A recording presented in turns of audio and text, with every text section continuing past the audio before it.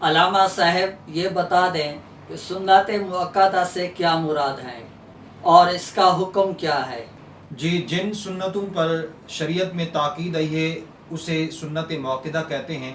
جو بغیر عذر ایک بار بھی ترک کرے وہ ملامت کا مستحق ہے، اور ترک کی عادت بنائے تو فاسق ہے، اور اس کی گواہی قابل قبول نہیں، اور بعض علماء کے نزدیک وہ گمراہ اور گناہگار ہے، اگرچہ اس کا گناہ واجب کے ترک سے کم ہے۔ تلویح میں ہے کہ اس کا ترک حرام کے قریب ہے، اور ترک کرنے والا اس کا مستحق ہے کہ معاذ اللہ وہ حضور صلی اللہ تعالی علیہ وسلم کی شفاعت سے محروم ہو جائے، کیونکہ حضور صلی اللہ تعالی علیہ وآلہ وسلم نے ارشاد فرمایا، جس نے میری سنت کو چھوڑا وہ میری شفاعت سے محروم ہو جائے گا، یعنی اس کو میری شفاعت نہیں ملے گی۔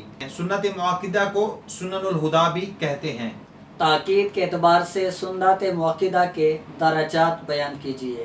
سب سے پہلے فجر کی 2 سنتوں کا درجہ ہے، اس کے بعد ظہر سے جو قبل 4 سنتیں ہیں اس کا درجہ ہے، اس کے بعد مغرب کی 2 سنتیں، اور اس کے بعد جو عشاء کے فرض کے بعد 2 سنتیں ہیں اس کا درجہ ہے صحیح قول کے مطابق۔ کون سے اوقات میں نوافل پڑھنا منع ہے؟ 12 وقتوں میں نوافل پڑھنا منع ہے۔ نمبر 1 طلوع فجر سے لے کر طلوع آفتاب تک۔ نمبر 2 نماز عصر سے سورج کے زرد ہونے تک۔ نمبر 3 غروب آفتاب سے فرض مغرب تک۔ نمبر 4 جماعت کے کھڑے ہونے کے وقت سوائے فجر کی 2 سنتوں کے علاوہ فقہ حنفی کے نزدیک اگر فجر کی 2 سنتیں رہ گئی ہوں اور جماعت کھڑی ہو گئی ہو، اگر کسی کو یہ گمان ہو جماعت کے ساتھ شامل ہو جاؤں گا تو اس کے لیے ضروری یہ ہے کہ پہلے سنتیں ادا کرے، اس کے بعد جو ہے جماعت کے ساتھ شامل ہو جائے۔ جس وقت امام اپنی جگہ سے جمعے کے خطبے کے لیے کھڑا ہو اس وقت سے لے کر فرض جمعہ کے ختم ہونے تک۔ نمبر 6 عین خطبہ کے وقت، چاہے وہ خطبہ نکاح کا ہو، چاہے وہ خطبہ نماز کسوف کا ہو، چاہے وہ خطبہ حج کا ہو، چاہے وہ خطبہ جمعہ اور عیدین کا ہو، اس وقت میں نوافل ادا کرنا مکروہ ہے۔ نمبر 7 نماز عیدین سے پہلے۔ نمبر 8 نماز عیدین کے بعد مسجد میں یا عیدگاہ میں نوافل پڑھنا مکروہ ہے، البتہ گھر میں اگر وہ نوافل پڑھے گا تو اس کا پڑھنا جائز ہے۔ نمبر 9 عرفات میں جب ظہر اور عصر کی نماز ملا کر پڑھتے ہیں اس کے درمیان میں بھی اور اس کے بعد میں بھی نوافل ادا کرنا منع ہے۔ نمبر 10 مزدلفہ میں جو مغرب اور عشاء کی نماز کو ملا کر پڑھا جاتا ہے اس کے درمیان نوافل ادا کرنا منع ہے، اور بعد میں نوافل ادا کرنا منع نہیں ہے، پڑھ سکتا ہے۔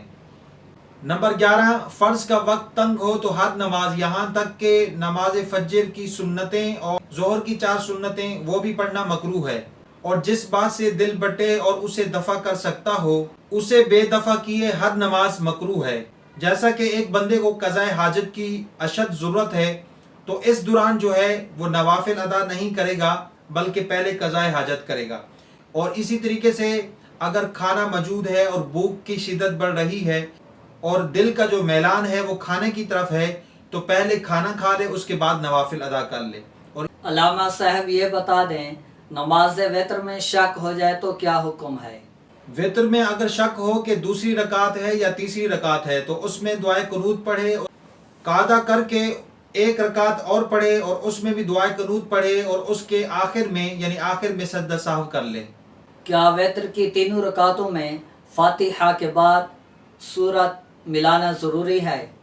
نماز وتر کی تینوں رکعتوں میں مطلقاً قرأت کرنا فرض ہے، اور ہر ایک رکعت میں سورت فاتحہ کے بعد سورت ملانا واجب ہے۔ کیا رمضان شریف کے علاوہ نماز وتر جماعت کے ساتھ پڑھ سکتے ہیں؟ نہیں پڑھنا چاہیے۔ در مختار میں ہے کہ رمضان کے علاوہ اور دنوں میں وتر نماز جماعت کے ساتھ نہ پڑھے، اور اگر تداعی کے طور پر ہو تو مکروہ ہے۔ اگر بھول کر وتر کی پہلی یا دوسری رکعت میں دعائے قنوت پڑھ لی تو اس کا کیا حکم ہے؟ بھول کر پہلی یا دوسری رکعت میں دعائے قنوت پڑھ لی تو تیسری رکعت میں دعائے قنوت پھر پڑھے، یہی راجح قول ہے۔ عشاء سے پہلے اگر وتر پڑھ لیے تو کیا وتر ادا ہوں گے کہ نہیں؟ عشاء کی نماز کے فرض سے پہلے اگر کسی نے وتر نماز پڑھ لیے تو اس کے وتر نہیں ہوں گے۔ ہاں اگر کسی نے بھول کر پڑھ لیے تو اس صورت میں اس کی نماز وتر ادا ہو جائے گی۔